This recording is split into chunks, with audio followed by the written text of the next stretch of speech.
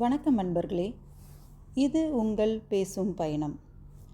திரு சு. சமுத்திரம் அவர்கள் எழுதிய நியாயம் அப்படிங்கிற சிறுகதையை தான் நாம் இன்றைக்கி கேட்க போகிறோம். இந்த கதையின் நாயகன் மாரிமுத்து சென்னையில் ஒரு மளிகை கடை வைத்திருக்கிறான். அவன் தாயிடமிருந்து அவனுக்கு 2 கடிதங்கள் ஒன்றன் பின் ஒன்றாக வருகிறது. அவன் தாயாருக்கு எழுத படிக்க தெரியாது. ஆகையால் அந்த 2 கடிதங்களையும் வேறு நபர்களிடம் விஷயத்தை கூறி அவர்கள் மூலமாக மாரிமுத்துவிற்கு அனுப்புகிறாள். அந்த கடிதங்களை மாரிமுத்து படித்த பின் என்ன நடக்கிறது என்பதுதான் கதை. வாங்க கதைக்கு போகலாம். தபால்காரர் சைக்கிளில் இருந்து இறங்காமல் லாவகமாக அந்த கடிதத்தை வீசி எறிந்தபோது மாரிமுத்துவின் மளிகை கடை படுவேகத்தில் இயங்கிக் கொண்டிருந்தது. கடைப்பையன்கள் சரக்குகளை கொடுத்து கொண்டிருந்தார்கள். கல்லாவில் உட்கார்ந்து ரூபாய் நோட்டுகளை வாங்கி போட்டு கொண்டிருந்தான் மாரிமுத்து. வியாபார டெக்னிக் தெரிந்தவன் அவன். முண்டி அடித்து கொண்டிருந்த வாடிக்கையாளர்கள் பொறுமை இழந்து வேறு கடைக்கு போக முடியாதபடி முதலிலேயே அவர்கள் வாங்கும் பொருளுக்கு உரிய ரூபாய்களை அவர்களிடமிருந்து வாங்கிவிடுவான். அதற்கு பிறகுதான் சாமான்களை கொடுக்க ஆரம்பிப்பான். தபால்காரர் வீசிய கடிதத்தை பிரித்து படித்தான் மாரிமுத்து. கடிதத்தை படித்ததும் அவனுக்கு கோபம் வந்துருச்சு. கொதித்து போனான். அப்போது கடையை ஒட்டி இருந்த ஸ்டூலில் உட்காந்து பத்திரிகையை படிச்சுட்டு இருந்தார் 60 வயதை தாண்டிய ஐயாசாமி. சென்னையில் டாக்டராக வேலை பார்த்துக்கிட்டு இருக்கிற அவரோட பையனை பார்த்துட்டு போக வந்திருந்தார் ஐயாசாமி. அவர்கிட்ட மாரிமுத்து கோபமாக சொன்னான், "பார்த்தீங்களா மாமா, இந்த பெருமா பையன் என்ன அக்கிரமம் பண்ணி இருக்கான்னு, வயசு பொண்ணுன்னு கூட பார்க்காம" அப்படின்னு கோபமாக அவன் பாட்டுக்கு பேசிக்கிட்டே போக அவனை இடமறிச்சாரு அனுபவசாலியான ஐயாசாமி. மாரிமுத்துவை கடைக்கு வெளியே வர சொன்னார் ஐயாசாமி. 2 பேரும் ஒரு ஓரத்தில் போய் நின்னாங்க. மாரிமுத்துவை கடிதத்தை படிக்க சொன்னார். அவனும் படிக்க ஆரம்பித்தான். அன்பும் ஆசையும் பாசமும் கொண்ட மகன் மாரிமுத்துவுக்கு உன் அம்மா தர்மம்மாள் மேலத்தெரு முத்துலட்சுமி மூலம் எழுதும் கடிதம். இங்கு எல்லாம் வல்ல காத்தவராயன் அருளால் நானும் உன் தங்கை அன்னக்கிளி, உன் தம்பி செல்லத்துறை, உன் பெரியப்பா பெரியம்மா பிள்ளைகள், சாமி கருப்பன் சரோஜா, உன் சித்தப்பா சித்தி பிள்ளைகளும் மற்ற எல்லோரும் நலம். அங்கு நீயும் ஐயாசாமி அண்ணாச்சி அவர் மகன் பொண்டாட்டி எல்லோரும் நலமாயிருப்பீங்கன்னு நினைக்கிறேன். நீ தெரிஞ்சிக்க வேண்டிய விஷயம் என்னன்னா, நான் இனிமே உயிரோடு இருந்து பிரயோஜனம் இல்லை. அன்னக்கிளி வயலுக்கு போயிருந்தப்ப அந்த தடிப்பைய பிள்ளை பெருமாள் காதல் பாட்டு பாடி சினிமா வசனம் எல்லாம் பேசி அவளை கிண்டல் பண்ணியிருக்கான். உடனே அன்னக்கிளி அழுதுகிட்டே என்கிட்ட எதுக்கு வம்பு பண்ணிட்டு இருக்கேன்னு கேட்டதுக்கு அவளை பார்த்து விசில் அடித்தானான். நான் அன்னைக்கு சாயங்காலமே அவன் அன்னக்கிளியை கிண்டல் பண்ணதுக்காக திட்டினேன் அவனை. அதுக்கு அவன் அம்மாக்காரியும் அவ புருஷனும் என்னை வந்து மிரட்டிட்டு போனாங்க. உன்னையும் கண்டபடி திட்டினாங்க. அதனால் இந்த கடிதத்தை படித்ததும் உடனே ஊருக்கு கிளம்பி வா மாரிமுத்து. அன்னக்கிளி அதை நினச்சி அழுதுகிட்டே இருக்கா. நீ ஊருக்கு வந்து இவங்களையெல்லாம் அடக்கி வச்சாதான் நம்ம நிம்மதியாக இருக்க முடியும். உடனே ஊருக்கு கிளம்பி வா மாரிமுத்து. இப்படிக்கு உன் அன்புள்ள அம்மா தர்மம்மாள். கடிதத்தை படித்து முடித்ததும் மாரிமுத்து அவன் கைகளை தட்டிக்கிட்டு தோளில் அடிச்சுக்கிட்டான். காலால் தரையை உதைச்சான். கோபமாக பேசினான். "பார்த்தீங்களா மாமா அநியாயத்தை? என் தங்கச்சியை வயசு பொண்ணுங்கிறதையும் பார்க்காம அந்த பெருமா பைய கிண்டல் பண்ணியிருக்கான். அவன் கையை காலை உடைச்சாதான் எனக்கு கை கால் இருக்கிறதா அர்த்தம். நீங்களே இது நியாயமானு சொல்லுங்க மாமா." ஐயாசாமி நிதானமாக அவனை பார்த்து, "மாரிமுத்து, உனக்கு இப்போ ஓடுற பாம்பை பிடிக்கிற வயசு. வாலிப வேகத்தில் பேசுகிறது தப்புப்பா. இந்த மாமா சொல்கிறத கேளு. 2 நாளைக்கு இந்த விஷயத்தை ஆறப்போடுவோம். அப்புறமா என்ன பண்ணலாம்னு யோசிப்போம்" என்றார். இதில் யோசிக்கிறதுக்கு என்ன மாமா இருக்குது? அன்னக்கிளியை மெட்ராஸில் ஒரு ஆஃபீஸர் பையனுக்கு கொடுக்கலாம்னு நினச்சிக்கிட்டு இருக்கேன். இந்த சமயத்தில் போய் இந்த பெருமா பையன் இப்படி பண்ணிக்கிட்டு இருந்தா 4 பேர் எங்களை பற்றி என்ன மாமா நினைப்பாங்க? எவ்வளவு அசிங்கமாக இருக்குது. இதில் என்னப்பா அசிங்கம் இருக்குது? தாய் மாமா மகள்னு சும்மா விளையாடி இருக்கான். இதை போய் பெருசாக்கிறியேப்பா. என்ன மாமா அப்படி சொல்லிட்டீங்க? தாய் மாமா மவனாக இருந்தால் என்ன? அவங்களுக்கும் எங்களுக்கும் ஒட்டும் இல்லை உறவும் இல்லைன்னு அனுப்புகிறோம். விளையாட்டு என்ன வேண்டி கிடக்கு மாமா? விளையாட்டு அதெல்லாம் ஒன்றும் இல்லை மாமா. எங்களால் அவங்கள என்ன பண்ண முடியுங்கிற இலக்காரம் கொழுப்பு. டேய் மாரிமுத்து, ஆத்திரப்படாதப்பா. பொறுத்தார் பூமி ஆழ்வார்னு கேள்விப்பட்டதில்லையா? அட சும்மா இருங்க மாமா, நான் இன்னும் 2 நாளில் ஊருக்கு போய் போலீஸில் போய் ஒரு கம்ப்ளைண்ட் கொடுக்க போகிறேன். டே மாரிமுத்து, அப்படியெல்லாம் அவசரப்பட்டு எதுவும் பண்ணிடாதரா. போலீஸில் நீ கம்ப்ளைண்ட் கொடுத்தா அவங்க வேணும்னே வம்புக்காகவாது அன்னக்கிளிக்கும் பெருமாளுக்கும் காதல் இருக்குது, அதனால தான் அன்னக்கிளி பின்னாடி அவன் பாடிட்டு போயிருக்கான்னு சாதிப்பாங்க. கோர்ட்டில் அவங்க வக்கீலு உன் தங்கச்சிக்கிட்ட நீ பெருமாளை எத்தனை தடவை எங்கெல்லாம் சந்திச்சேன்னு அசிங்கமாக கேட்பாங்கடா. இது வயசு பொண்ணு விவகாரம், அம்பலத்தில் போகக்கூடாது. நிதானமாக தான் யோசித்து அடுத்து என்ன பண்ணணும்னு முடிவு பண்ணணும். நீங்கள் சொல்கிறதும் சரிதான் மாமா. இப்போவே பர்மா பஜார் போய் ஒரு கத்தி வாங்குறேன். ஊருக்கு போய் விசில் அடித்த அந்த பெருமாள் பயலோட வாயை கிழிக்கிறேன். முழங்கால் சிப்பியை எடுக்கிறேன். அவன் என் கையில் அகப்படலைன்னா அவனோட தங்கச்சியோட கையை பிடிச்சி இழுக்கிறேன். அப்புறம் அவளை பார்த்து நான் விசில் அடிக்கிறேன். டேய் ஏடா கூடமாக பேசாதடா மாரிமுத்து. அவங்களே அந்த பொண்ணை உனக்கு கல்யாணம் பண்ண கேட்டப்ப வேண்டாம்னு சொல்லிட்டு இப்போது பலவந்தமாக கையை பிடிச்சி இழுக்கிறது வீரம்னு சொல்கிறியாடா? இது நல்லாவாடா இருக்கு? ஐயா சாமி எதை சொல்கிறார் என்பதை புரிந்து கொண்ட மாரிமுத்து சிறிது யோசித்தான். பிறகு ஒரு முடிவுக்கு வந்தவன் போல, மாமா நீங்கள் 1000 சொன்னாலும் சரி, அதுக்கு மேலே சொன்னாலும் சரி, நான் நாளை கழித்து ஊருக்கு ரயில் ஏற போகிறேன். அவங்கள பழி வாங்க போகிறேன் என்று கோபமாக கூறினான். ஐயா சாமியோ இதற்கு மேல் இவனிடம் பேசுவதில் அர்த்தமில்லை என்று புரிந்து கொண்டு சிறிது நேரத்தில் அங்கிருந்து புறப்பட்டு விட்டார். அன்னக்கிளியை கிண்டல் செய்ததாக கூறப்படும் பெருமாள் மாரிமுத்துவின் சொந்த அத்தை மகன். ஓரளவு வசதியுள்ள குடும்பத்தை சேர்ந்தவன். நொடித்து போயிருந்த மாரிமுத்துவின் குடும்பத்தை அவர்கள் உதாசீனப்படுத்தினார்கள். குடும்பத்தின் மூத்த மகன் மாரிமுத்து வாலிபன் ஆனதும் சென்னைக்கு சென்றான். வண்ணாரப்பேட்டையில் ஒரு மளிகை கடையில் வேலைக்கு சேர்ந்தான்.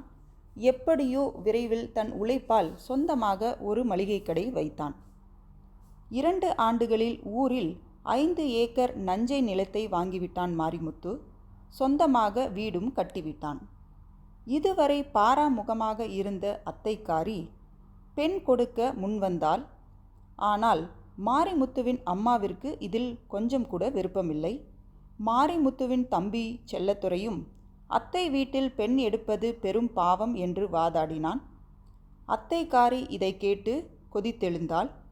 அன்றிலிருந்து இருவர் குடும்பத்திற்கும் இடையே சண்டை. வரப்பு தகராறு வந்தது, வாய் தகராறு வந்தது. கடைசியில் 2 குடும்பங்களும் ஜென்ம பகை ஆயின. இந்த சமயத்தில்தான் இப்படி ஒரு கடிதம் தன் அம்மாவிடமிருந்து மாரிமுத்துவிற்கு வந்தது. தன் தன்மானத்திற்கு சவாலாக இதை நினைத்தான் மாரிமுத்து. வழக்கமாக போர்ட்டருக்கு 1 ரூபாய் கொடுத்து ரயில் வண்டியில் இடம் பிடிக்கும் அவன் எமர்ஜென்சியை முன்னிட்டு முன்னதாகவே டிக்கெட் ரிசர்வ் செய்தான். இதற்கிடையே தான் ஊருக்கு வந்து 2இல் 1 பார்த்து போவதாகவும் தங்கையை கிண்டல் செய்த பெருமாள் பயலை பல்லை உடைக்கப் போவதாகவும் அதுவரை தைரியமாக இருக்கும்படியும் அம்மாவிற்கு ஒரு கடிதமும் எழுதினான். மாரிமுத்து ஒரு ட்ரங்க் பெட்டியில் தன் துணிமணிகளை எடுத்து வைத்தான். பட்டணத்துக்காரன் என்பதை கிராமத்தில் காட்டும் தோரணையில் ஃபுல் பேண்ட் போட்டு சட்டையை இன் செய்து கொண்டான். கூலிங் கிளாஸ் மாட்டிக்கொண்டான். ஐயா சாமியும் ஊரில் இருக்கும் மனைவிக்கு செய்தி சொல்லி அனுப்ப அங்கு வந்திருந்தார்.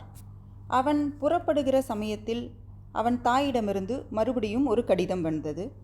இந்த கடிதத்தை அவன் தாய் கிராமத்தில் படித்து முடித்து வேலை எதுவும் கிடைக்காமல் இருக்கும் ஒரு பெண்ணின் மூலம் எழுதி அனுப்பியிருக்கிறாள்.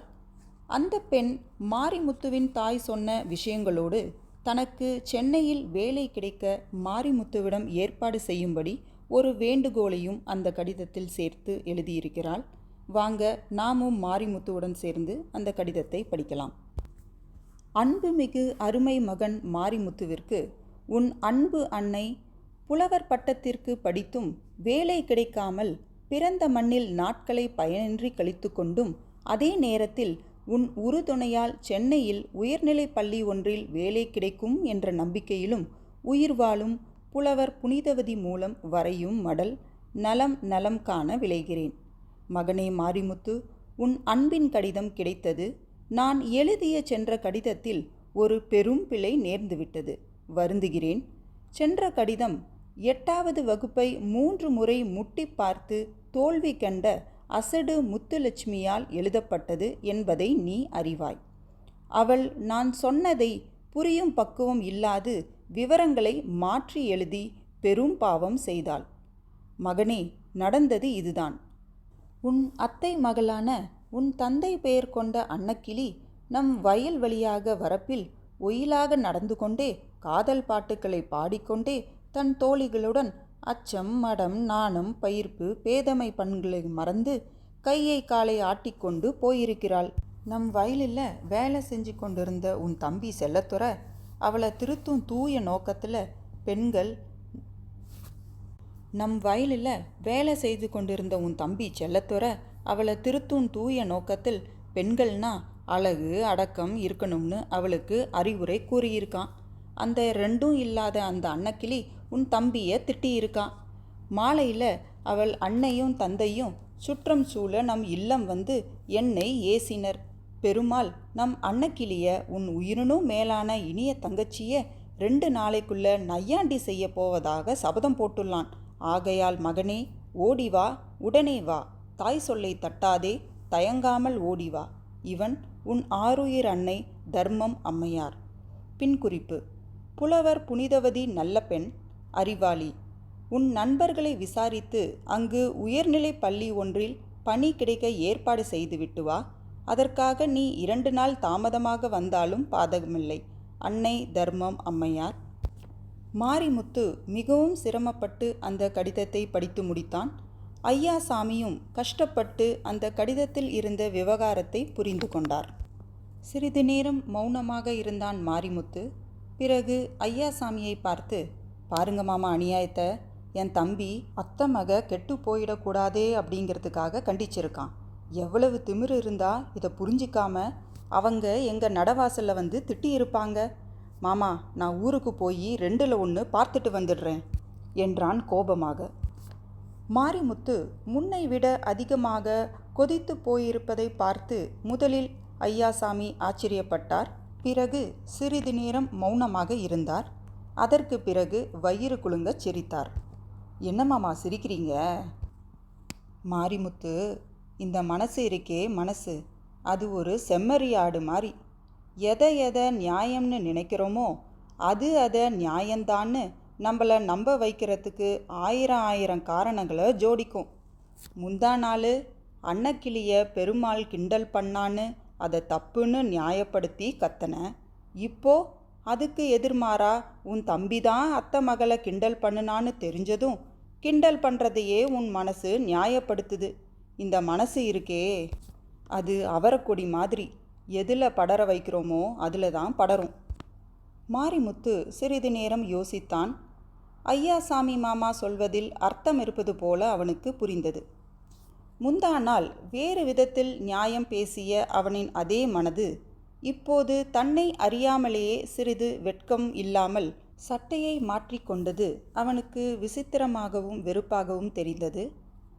தூக்கிய ட்ரங்க் பெட்டியை தரையில் வைத்து கொண்டே ஐயாசாமியை பார்த்தான். அவர் சொன்னார், நான் சொல்கிறத நல்லா கேளுடா மாரிமுத்து. உன் குடும்பத்துக்கும் உன்னோட அத்தை குடும்பத்துக்கும் ஜென்ம விரோதம் வரத்துக்கு அடிப்படை காரணமே இந்த பாசம்தான். அன்னக்கிளிய நீ கட்டிக்கணுங்கிற அன்பு நிறைவேறாமல் போச்சு. அந்த அன்பை உன் அத்தைக்காரி பகையாக மாற்றிக்கிட்டா. இது இயற்கை தான்.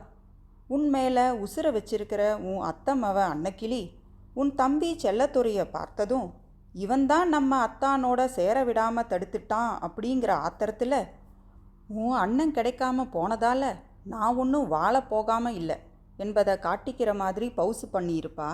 இதை செல்லத்துறையும் பாசத்தால் கண்டிக்க போயிருப்பான். விவகாரம் இதுதான். இப்போ நீ கூட அதிகமாக கோவப்படுறதுக்கும் இந்த அன்பே தான் காரணம். ஏமாம்மா அப்படி சொல்கிறீங்க? மாரிமுத்து, நீயும் உன் அத்தை மகளை விரும்புகிற. நாம் உயிரை வச்சுக்கிட்டு இருக்கிற அன்னக்கிளியா இப்படி அடக்கம் இல்லாமல் இருக்கா அப்படிங்கிற ஆத்திரத்தில் தான் கோவப்படுறிய ஒழிய உன் தம்பியை திட்டினதுக்காக இல்லை. மூளையையும் மனசையும் ஒன்றுக்கு ஒன்று அடிமையாக வச்சாதான் நியாயத்தை நியாயமாக பார்க்க முடியும் மாரிமுத்து. ஐயாசாமி சொன்னதை கேட்டு மாரிமுத்து தன் பெட்டியை ஒரு ஓரமாக வைத்தான். கடைக்கார பையனை பார்த்து, டிக்கெட் கேன்சல் பண்ணிட்டு வாடா என்றான்.